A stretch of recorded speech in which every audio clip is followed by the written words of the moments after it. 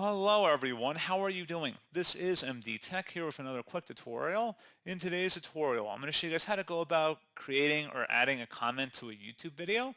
So this should hopefully be a pretty straightforward process here, guys. And without further ado, let's go ahead and jump right into it. So first thing you want to do is make sure you're signed into YouTube and Google up in the top right. So make sure you have your little user icon up there. Otherwise, you can't comment. You want to go under the YouTube video and where it says add a comment, go ahead and type in a comment. And then you can go ahead and select the comment button, and then it should appear in the comment section. Some comments may take some time to show up depending on YouTube. Some it might take a couple minutes for it to become visible.